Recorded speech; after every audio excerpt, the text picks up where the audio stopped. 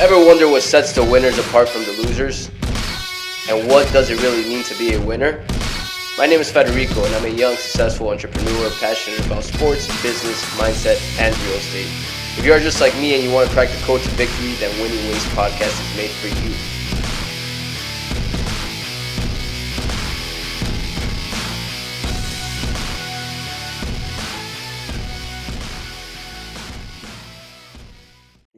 Yo, welcome back to Winning Ways with Fred. My name is Federico and I'm your host. Guys, heavy note-taking day. I have a very special guest. I haven't been this excited for a guest in a long time. But first and foremost, please share the show, especially this one. Let's get the word out. This is going to help a lot of people. I guarantee that. Gary, how are you, man? Thank you for being on the show. Hey, hello from the left coast, man. How are you? I'm great. Excited for this interview. So a lot to talk about. Let's start off with something very simple. Mindset and why it's so important for high achievers. Well, mindset is the foundation for everything. And unless you change your mindset, you're not going to behave in a particular way. And so mindset is crucial for success. So what we understand about mindset is that mindset is a combination of a few things. So mindset is a combination of your past experiences, of your thoughts, plus your feelings, plus your present experiences equals your mindset. And so until you actually change your mindset and think about what kind of changes need to take place in your life, you'll never behave in a different way. So mindset's crucial to success, and it really starts there. If you want to change any behavior, it really starts between your ears. Yeah, totally. And right off the bat, guys, you can see how he explains it. He owns Elite Mindset. He coaches business owners. He coaches coaches. He coaches people that are looking to reach their best, right? Personal excellence. And he's worked with college teams, with professional teams. He's been around. And that's why this interview is so exciting, because he doesn't just do podcasts regularly. So we're going to take advantage of his time here, right? So let's get into mindset, why it was so important. One topic that you talk a lot about that I relate to a lot is the whole positivity, right? How a lot of people talk about, hey, positivity, it's going to work out, be positive. But why isn't that effective when you reach the highest level? Yeah, that's a great question. So this question gets me into a lot of trouble, and I have to spend a lot of time explaining myself, but it's okay. This is what I do professionally. So I think for the average person out there, I think positivity is very beneficial. It can help you in a certain moment. It can help you with a decision that you need to make, or a way that you need to feel like you need to be in a situation. But at the highest levels, positivity doesn't work. It just simply doesn't work. And here's a couple examples why. So number one, you can tell yourself a lie, like something might not be true. So you can convince yourself by being positive about something, but if you don't have the skill to do it, you're not going to be able to do it. Number two, you might not have to be honest with yourself. So you're going to tell yourself you can do something, but you can't. Number three, it can actually be dangerous. And this really hit home to me a couple months ago when I was talking about this issue, doing a presentation. And one of the people in the crowd said that they had a friend who went down a ski hill and they broke their leg, and all the guys around them, before he went down, they were saying, you can do it, you got this, like, you know, if you just believe that you can do it. Well, the guy went down the ski hill and broke his leg. And that was, you know, we kind of laughed about that a little bit, but one of my clients out of Tacoma, Washington, had a child, a 10-year-old boy, and his next door neighbor also had a 10-year-old boy, and they were skiing on Mount Baker here in the Washington, Oregon area last Christmas. And the group of guys that he was with kept on saying, let's go down this Black Diamond ski hill. The kid had never gone down a Black Diamond ski hill before. God. But they were being really positive, right? They were trying to hype it up and try to be really positive, and that young boy lost his life. So not only can you be dishonest with yourself, it's also dangerous. So positivity has sort of a temporal, sort of in the moment benefit, but for high performers, it just really doesn't work. What does work for high performers, however, is optimism. So optimism always requires a reason for you to be optimistic, because there's only one way to build confidence. There's only one way. It doesn't matter who tells you differently. There's only one way to build confidence, and that's to prove it to yourself. There is no other way. I can tell you you can do something. Somebody else can tell you you can do something. Your mother can tell you you can do something. But in the end, if you don't prove it to yourself when you lay your head down on your pillow at night, you know you're a fraud. So the only way to build confidence and self-confidence is really to prove it to yourself. And so optimism is constantly proving to yourself that you're capable of doing something. So you're constantly proving it to yourself. So optimism asks the question, what are you doing to allow yourself to be optimistic? Like optimism always requires a reason to be optimistic. So what are the reasons that you're optimistic that you can do something? So if you want to start a podcast, what are the reasons why you are optimistic that it will be successful? And if you can say, well, I've had a lot of conversations, I am very good at asking questions. I'm really good at conversationally about getting deeper into the real heart of things. Then yeah, you have a real reason to be optimistic. And so what I teach high performers is don't focus on the end game, focus on the reasons to be optimistic. So if you are, let's say, a professional baseball player and you're in a slump, well, what reasons are you giving yourself to be optimistic that you're going to get out of the slump? So you're not just wishing or being positive that you're going to get out of the slump. What I'm really concerned about is what are you doing or what reasons are you giving yourself so that you can be optimistic so that you can get out of your slump. So optimism over positivity for high performers. Yeah, yeah. It's essentially like the book, The Gap in the Gain, looking for the gains in every situation rather than gap. And yeah, being optimistic, having that belief, but that belief comes with confidence, and you build confidence by putting in the work. Yeah, because most high performers, they're not, I mean, it's their job, right? So to be positive every day is very, very difficult. Yeah. But to put in the work, to be optimistic is unbelievable, because a confident athlete is, I mean, all things being equal, a confident athlete will always beat an unconfident athlete or high performer. And so my job is to increase an athlete's self-belief, because if they don't have that high belief and they're not putting in the work and they haven't given themselves reasons to be optimistic, then they're probably going to have to talk themselves into being successful, which is not very helpful. Yeah. And one point that you brought up, we were explaining that is when athletes go into slump, right? Let's say it's a high achiever, let's say a Tom Brady, and he goes into a slump, calls you, hey, I'm in a slump. When you come in, what are the processes that you use to get him out of the slump? Yeah, that's a really great question. So there's something called neutral thinking, and neutral thinking is a very interesting concept. So there's a precursor to neutral thinking, which is the power of reset. So the power of reset is cutting off the negative toxic blood flow from previous experiences so that you can focus on the exact right moment. So think of it like an hourglass, right? You have this hourglass and the skinny in the middle, and you have the bottom, which is full of sand. So you have sand on the top, you have sand on the bottom, future and past. But what you want to try and do is capture that middle moment, which is the present, which is very difficult to do. So when you reset, it's cutting off the negative toxic blood flow of previous experiences.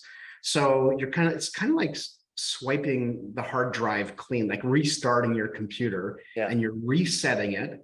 And you're not focused on the future, you're not focused on the past, because anxiety is an over preoccupation with the future or the past. So when an athlete is either thinking future oriented or past oriented, then that's a real problem. For example, Simone Biles, who was a gymnast in this last Olympics, she tapped out of the Olympics. And part of the reason was, in my view, as a mental performance expert, is that on her leotard, she had 4 letters that she should never have had on her leotard. And that was GOAT. She was the GOAT. She was the greatest of all time. But from a mental performance standpoint, she was focusing on something that has happened in the past. So she was over preoccupied with the past and her status and her role and her performance. And it actually distracted her from being at her very best in the present moment. And you can tell that by her performance, to the point where she actually quit. So if I was her mental performance coach, I would have said, you got to get that off your leotard right now, because I need you to live in that present moment. So if it's Tom Brady and he's going through a slump, you know what? you reset. You don't even worry about what happened yesterday. You live in the present moment. So you're resetting often as an athlete. In fact, Travis Kelce from the Kansas City Chiefs, he had a red button on his jersey. And after every play, he would just hit it. He would forget about the last play. And so he would hit that red button. And I actually have had CEOs literally go buy red buttons and put it on their desk.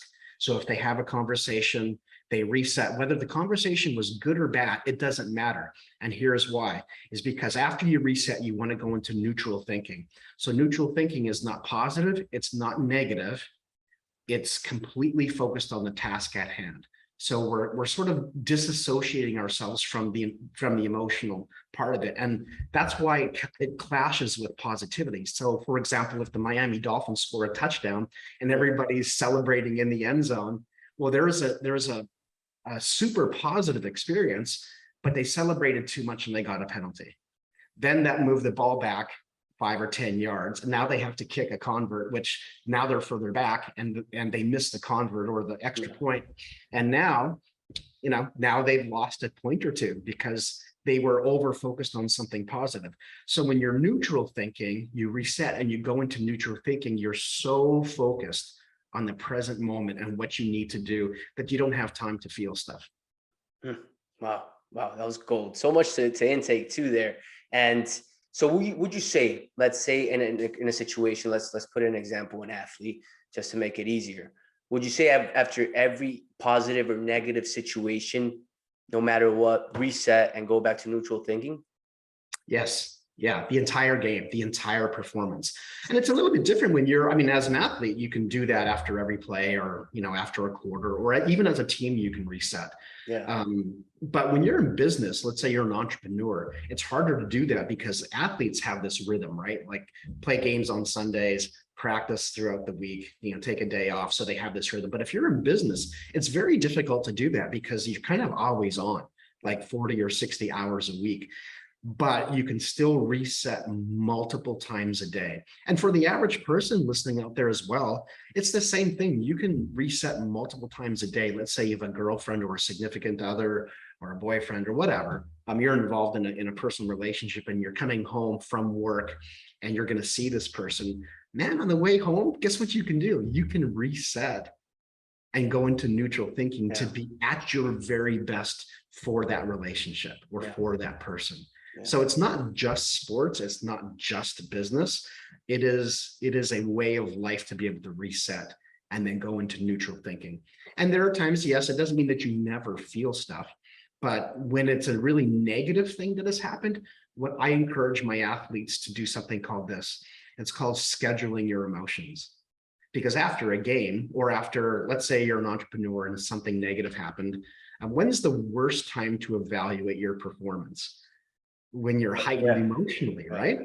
And so what you want to do is you want to schedule your emotions to feel everything that you need to feel at the right moment. And after a game or after a performance or after a big meeting where things didn't go well, that's not the time to evaluate your performance. It's you want to schedule your emotions to feel them when it's right for you to feel those things. So we're not shoving them under the rug and ignoring them. We're just postponing them so that we can get the most out of our emotions. Yeah. And let's be honest here. That's easier said than done. And it takes an enormous amount of self-discipline to practice that. Because that reset button, let's say, for example, in business, something went wrong.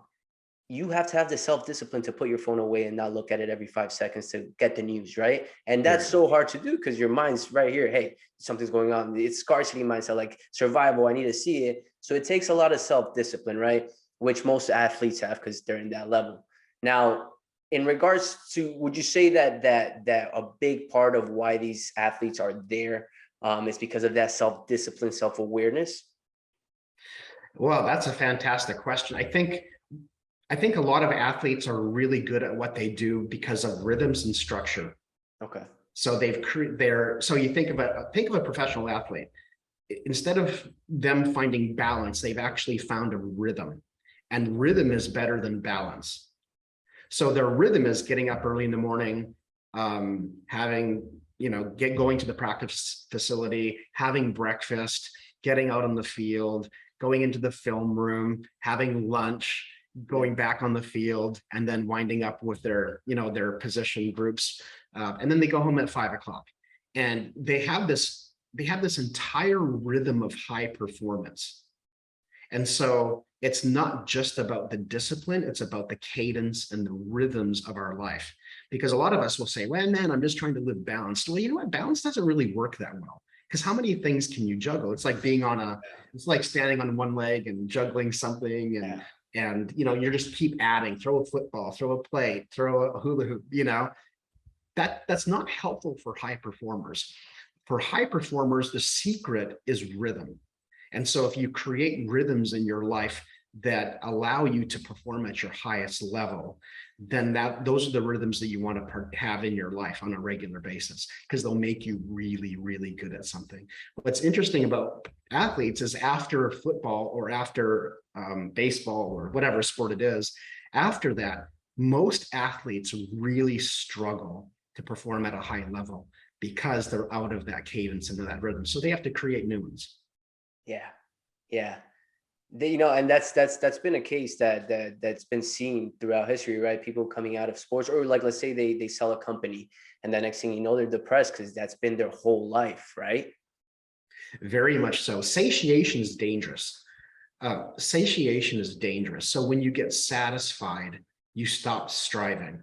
And so when you hit that peak and then everything else feels lower, unless you reinvent a new peak. So you've got to create new challenges in your own internal life. And the way I think about it too, it's like being competitive with yourself, right? Like you reach a certain level, and okay, I reached it. Don't be satisfied. Don't get complacent. Try to reach the next level. Get better each day. Now, one thing I want to touch on, you were talking about rhythms for high achievers, right? Would the rhythms be case by case? And what I mean by that is, like, would you, for example, for me, I'm putting it as an example, like my rhythm is very much like an athlete's, because I played sports my whole life, and that's what keeps me at a peak state, keeps me going, and keeps me just wanting to do more and more. So I work out every day, I meditate, I run every day, I do all this. So would you say everybody decides their own rhythm based on what helps them reach their peak state? For the most part, that's correct. Okay. So everybody is just a little bit different. So my wife is an introvert, and she, has a rhythm to her day, and for her, it's high performance. But I don't do the same things she does. I just can't do it, right? I got to be me. So they are very different. And you can discover them if you take time to meditate on, like, think about what you think about. Right? Think about what makes you perform at the highest level. So for some people, it's listening to music at a certain time of day. For other people, it's quoting their personal philosophy and making declarations. For other people, it's highly related to diet, exercise, and sleep. And so I have something that I've created that I've worked with many professional teams with, called Win the Day. So it's kind of based on what you're saying. It's like, what helps you perform at your very best every day?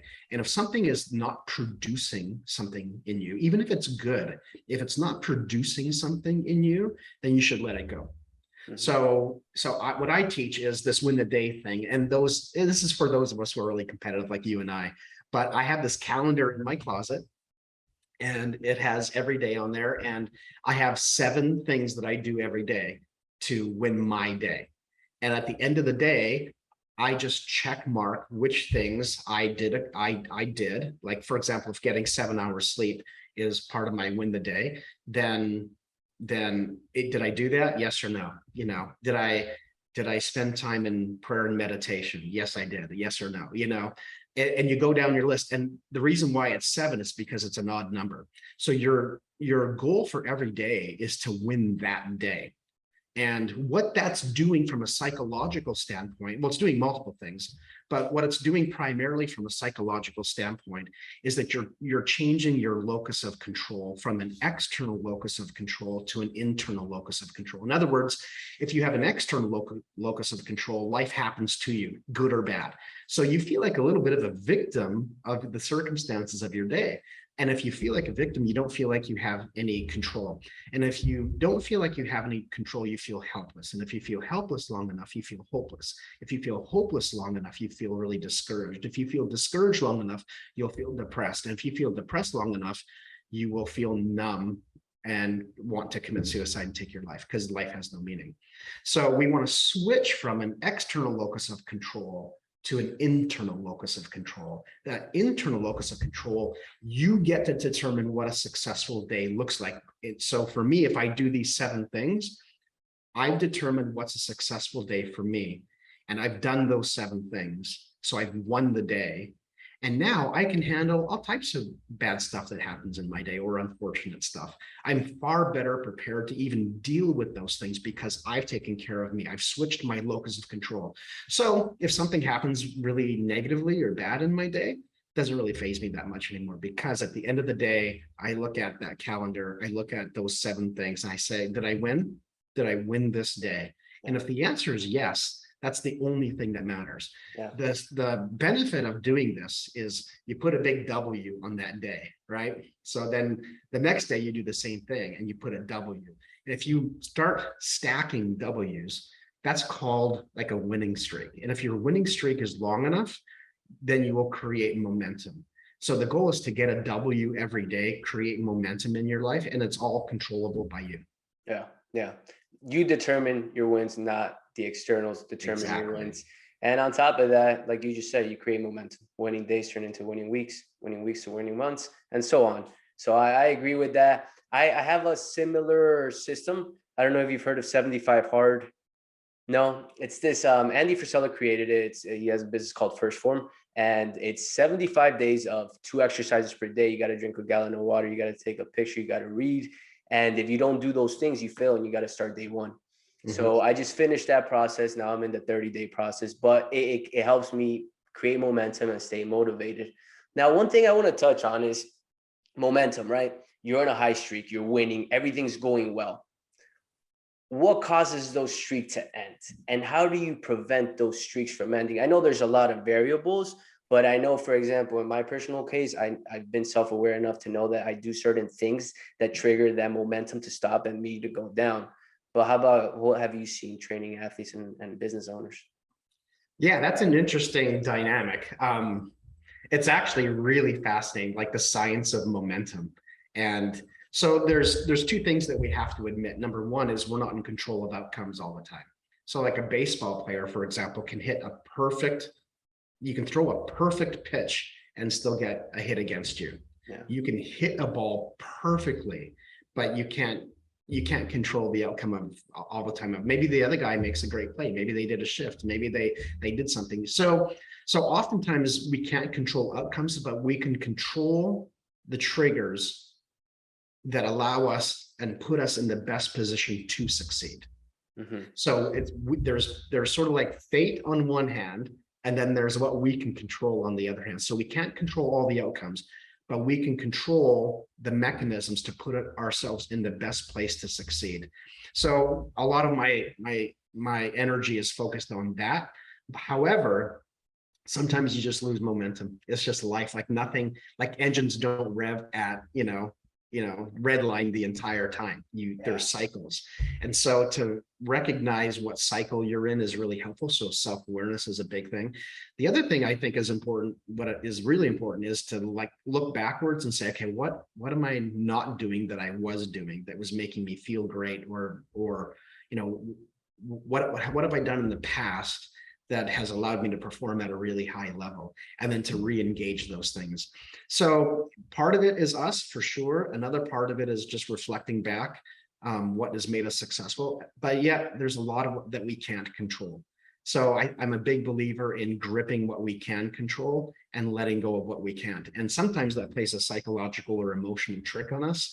But if an athlete comes to me in a slump or is really struggling, I'm gonna ask them, what were you doing prior that made you really successful, and what dynamics have changed? Maybe you're going through a divorce, maybe you're going through a difficult time in a relationship. Like there's a lot, you're right, there's a lot of different variables that can take place. Yeah.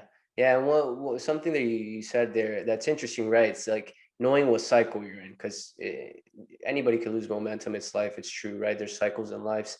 and knowing where you are. But that again takes a lot of self-awareness and a lot of self-discipline to determine, okay, I'm not at my best right now, so I'm not going to do what I was doing at my best, because it could affect me, it could hurt me, it could hurt my business and all that. So self-discipline is so crucial, right? What's ways, right, that one can, or my audience, right, can develop that self-discipline, that grit to get to that next level? Mm. Well, the idea of habits and discipline I think is actually, it's being taught incorrectly, I think, for the most part. So when we talk about habits and discipline, we think, it's primarily a grit issue or a motivation issue. And I don't find it super helpful, actually. But here's what I have learned about discipline is discipline and habits are actually an identity issue, not a discipline issue. Okay. So it's an identity issue. So the question is who do you want to be? So here's an example. Pre-COVID, I'm at the gym, 4 a.m. just like you, early in the mornings, very, very disciplined. And COVID shuts the gym down, and I think, well, now what am I going to do? And so I thought to myself, well, I guess I need to, figure out something else. Like I got to do something outside. Yeah. So, it's February, it's cold, and I'm like, okay, I'm going to get up at 4 in the morning. I'm not going to change anything. I'm going to go for a run, do some exercise at the field near my house. And I'm going to do that. Well, the temperature drops a few degrees, and I say to myself, oh man, it is like 2 degrees. It is getting cold out here. It's like below 32. It's below freezing.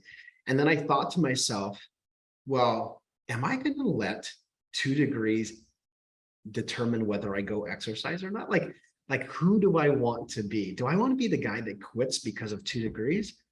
And when I said it to myself out loud that way, I was like, well, no, that sounds totally wimpy. Like, are you kidding me? That sounds so frail.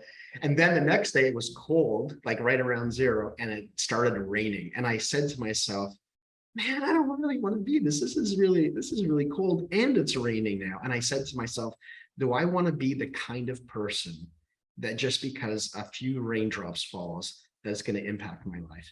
And I thought, no, I don't want, that sounds awful. That sounds terrible. I want to be the kind of person that it doesn't matter what it's like outside, I'm going. And so a lot of competitive nature, I feel like, too, right?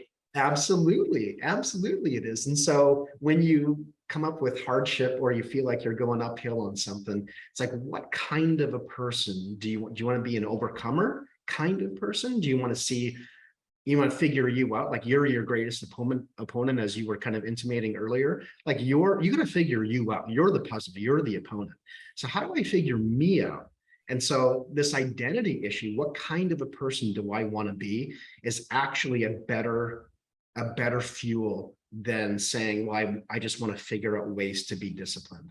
And so now I never miss a day at the gym. I just don't. Why? Because I want to be the kind of person who goes to the gym even when I'm not feeling well, or even when I'm tired, or even when I have an excuse not to go. So it's, who do you want to be? It's an identity issue. Yeah, and you tied that identity, right, as those days passed, and you enforced it by letting yourself know, like, is a raindrop going to stop me? No. And through time, now that is your identity, right?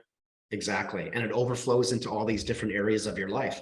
So now you're building confidence, you're proving it to yourself, and you are building momentum, you're putting together winning streaks.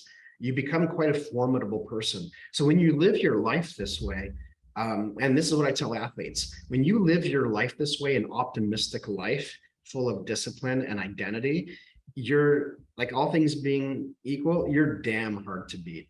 Yeah. Because you don't need to feel motivated. You're just so dialed in that you're just good all the time. And for opponents to beat you is really hard, because if you do engage your emotion at some point, or you do engage in some positivity or whatever, or some expressive self-confidence, it's like Mike Tyson said, right? It's like, everyone's tough until they get punched in the face. And so as an athlete, or as a high performer in anything, whether it's business or sports, when you kind of get, motivated, sometimes that's really good. But to be motivated and be really good and be disciplined and have the proper identity, you're almost you're incredibly difficult to beat even on your worst days. Yeah, yeah, yeah. And like when you're in that state, in that point, you have everything going perfect. It's the best. You're in your best state. Things are going perfectly. You're confident. It's the best feeling. That's why high achievers put in the work to get to that level. And even when Exactly. they lose that momentum, which we all do,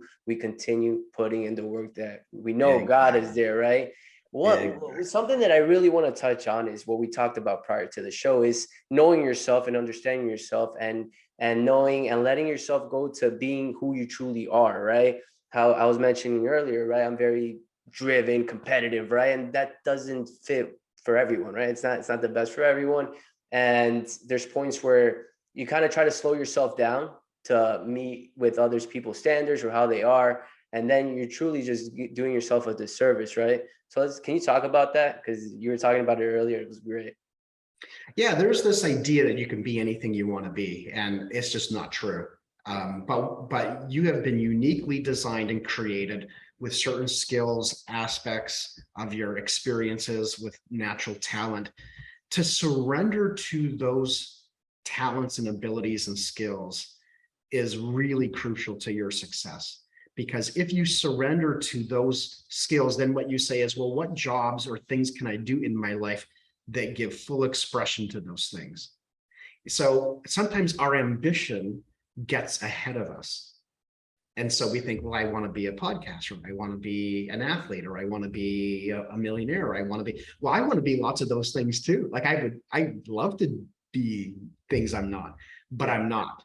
And so for me to say, okay, so who am I? So it's almost like doing an autopsy on yourself. It's like having an out of body experience and saying, this is who, you are, this is who I am. What if we just kind of looked and gazed at ourselves for a bit and say, you know what, I think I'm really good at this.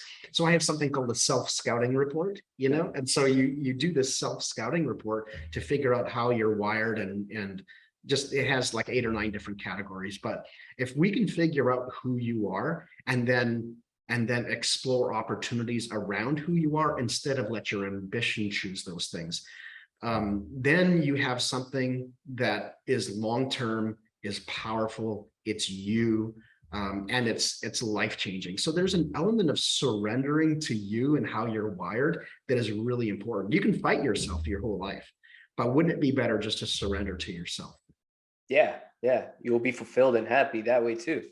Mhm. It's a no-brainer, but it's tough at times, right? Because your environment you're in, you get a new girlfriend, just a ton of variables that could change that. But it's very important to know who you are. I agree. It's something that in the last, I'd say, year, it's finally starting to sit in, right? That if, like you said earlier, I'm not for everyone, but I am for someone. Mhm. So it's one of those. With your elite mindset, right? I saw through your page. You go out to, for example, with Washington State, the college football. You go out there and prior to the season and during the season, you're basically their leadership and sports psychology coach. Yeah, I work with a lot of professional and college teams, and it's interesting. I have a lot of clients that think that I'm for people who are not doing well, Yeah, and that is true. Sometimes you do triage or you do some crisis intervention, but the sweet spot is finding people who are motivated to be even better. yeah, So they're already good at something, and that they want to be elite.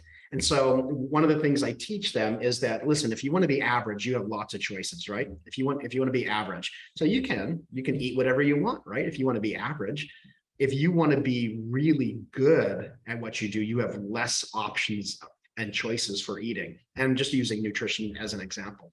yeah, But if you want to be elite, how do you think, how many choices do you have? If you want to be at the very top of the mountain in your profession, in fact, you have no choice. yeah, You have, if you want to be average, lots of choices. If you want to be really good, you have a few choices. If you want to be excellent, you have no choice. You got to put in the work.